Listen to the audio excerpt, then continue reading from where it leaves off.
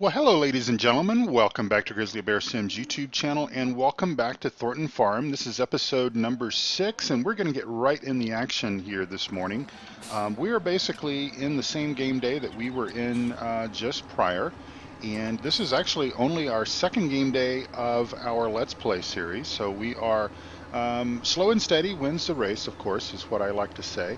And we're going to get right into the action this morning. We've got Thomas out on field number 9, I believe it is, and Thomas is actually spreading liquid slurry. I'm sorry, he's spraying fertilizer, liquid fertilizer, out on that field. We are going to go ahead and apply liquid manure here to.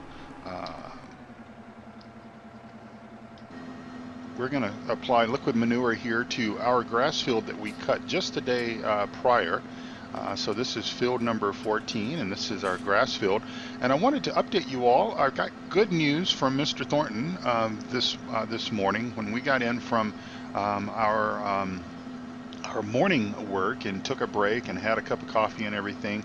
Mr. Thornton called down to the farm office here and told me that we were a go for getting the water well taken care of up on the greenhouse area there. So that is fantastic news for us, and I tell you what, it couldn't have come at a better time. I've really been looking forward to getting that done. He did have some other news as well with regards to all of that, and basically he's also approved some lighting to go in up there because we've had some kids, we've had some other people that are just kind of looky-loos or whatever you might want to call them, just kind of go in up there, and maybe it's some kids parking on Friday and Saturday nights and making out and doing that kind of stuff that kids, teenagers kind of do and stuff like that. And so not only are we making sure that we're keeping the gates locked and everything in the afternoon or after we finish our day and everything, but we're also going to install some nice halogen pole type lights, and those have already been contracted. Mr. Thornton has already released the funds for those to get installed, and like I said, the water well is also going to be bored into the ground. Actually, I think what they're going to do is they're going to just splice it into the local county or whatever you want to call it water line that runs through here. Needless to say, we are going to have to purchase the water, but that's okay because nothing in life is free as far as that kind of stuff is concerned. And again, I'm okay with needing to purchase that. So we're going to spread our liquid manure out here on our field, and because we have it, and obviously it is somewhat free. Now this is a bit new for the farm, for Thornton Farm. They had never really bothered with green type fertilization, green type farming before. The ways of things were that, well, they just spent the money to spray the chemical fertilizers, either granular type during like soil prep and stuff, and they might occasionally spread some solid manure out if there was some, but pretty much Mr. Thornton had kind of been in the business of selling much of his liquid slurry as well as his solid manure to other local farmers, and of course a lot of people in this area do home gardening, and they've got little greenhouses and stuff like that. And so Mr. Thornton has been selling some of the solid manure and stuff like that for compost stuff, and so but because the UK government is imposing this restriction, if you will, and basically this restriction, the UK government is imposing obviously new regulations for 2018 and beyond, and those regulations is they're trying to ease the amount of chemicals that's ending up in the streams and rivers and lakes and stuff within the country. And so as a result of that, as a result of sort of this effort in trying to become a little bit more green, then obviously Mr. Thornton has had to purchase additional equipment, and some of this equipment being some of the stuff that you're seeing right here, being able to spray the liquid slurry or even solid manure out onto the fields, and that way we are in compliance. And always good to be in compliance, because you certainly don't want to be out of compliance. All right, so we will go ahead and fold this up and head back and get another load of black gold, as they call it. Hope everyone is having a wonderful, wonderful day. The BBC is expected here just after lunchtime, and of course they're going to be meeting with Mr. Thornton and doing a live interview, well, not a live interview, but an interview up at the greenhouse area, and that is something that Mr. Thornton is really looking forward to. All right, full again. We'll go ahead and spread out our wings here on our fertilizer, our slurry machine here, and go ahead and turn and drop into position, and off we go. But that is going to be fantastic news once we get that water well connected in up there. As a matter of fact, that might even save a little bit of frustration on Thomas and Smithy, just simply because hauling water from the dairy farm, or taking water to the dairy farm and having to go over to the other, across the street over there to the main farm area, is a bit tight for them to maneuver the water tanker and everything in.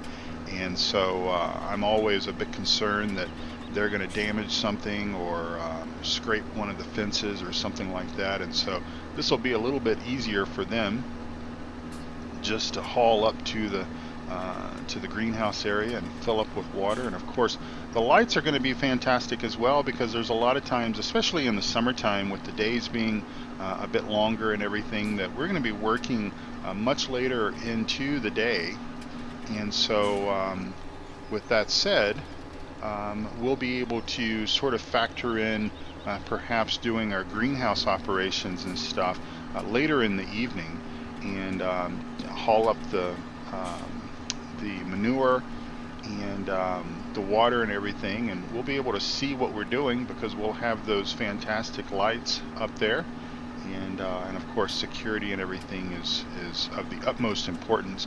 And actually Mr. Thornton may even install a couple of those big pole lights down around the main farm as well, because it is kind of dark there. And you know, the world is a changing place, and you know, I think back when Mr. Thornton was doing a lot of farming, or when he was most active back in the 60s and 70s and such, this area was, you know, it was nice and it was cozy, and I don't think that you had to necessarily worry about some of the problems that you have to worry about now.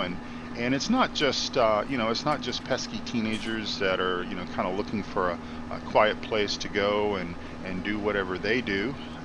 It's just you know, there's been people, I believe there's been folks that have gone up there and helped themselves to the manure, and we've even occasionally had the break-in of a greenhouse or so, and had things like pumpkins and stuff like that, not necessarily stolen, but more destroyed, just mischief kind of stuff. And so those lights will help control that. And I think he's also going to maybe even invest in some cameras. I think where he's kind of leaning right now is just to kind of make it look like there's cameras up there. That's sometimes all that's really required, is just the perception that things are being recorded, and that'll be a little bit lesser cost than actually putting in a full CCTV type setup. But we'll see how it goes. We'll see how the lights affect things, and of course I'll show you that once those get installed. It will be just a couple of days before that is done. The water well will be put in. The water well is actually going to be put in tomorrow, and that's going to be, from what I understand, that's going to be a fairly quick job for the crews to do that. And we're just going to spin around here and grab this little section up here. That's a weird looking shape there. I don't know if we missed that when we were mowing, or if that's just an anomaly that's kind of growing there in the grass. But either way, it's okay. But yeah, so the water will be put in. The water will be put in fairly quick, again tomorrow, and the pole lights, those will go in over the next day or two as well. So we're going to have everything in tip-top shape, and all of that is of course fantastic because we really need to get all this stuff done. Let's go ahead and fold up and head back and get one more load of black gold. That's all it's going to take to do this small little section here. And then probably this afternoon, it'll probably be in the next game day, but this afternoon we will probably go out and mow another field and plan to go ahead and pick that grass directly up. Let me just pull up our forecast here. We do have 2 days of rain coming up, Friday and Saturday. So we're going to need to basically get the grass, get it off the field, and that should be sufficient right there. Get it off the field and get it into the silo, the silage silo. We're gonna use that probably more than we're gonna probably use the traditional silage concrete bunker thing, just for ease of use primarily, and just to kind of keep these episodes a little more interesting. But you know, if we fill it up and we have obviously more grass or more chaff or whatever, then we've obviously got the other option as well. So we'll just finish this up here. This actually might be a fairly short episode. I've got some things I need to do. Of course, you guys are watching this episode on the 3rd of October, and I just want to say that tomorrow, not to toot my own horn or anything, but hey, you know, once you kind of surpass the age of 50, you can kind of do things the way you want to. You've earned your right to toot your own horn if you want to. Tomorrow I turn 51 years of age, and my wife and I, of course, are most likely, well, depending on when you're watching this episode, we might still actually be in bed. We're going to be on vacation, but we're going to be up in Rocky Mountain National Park.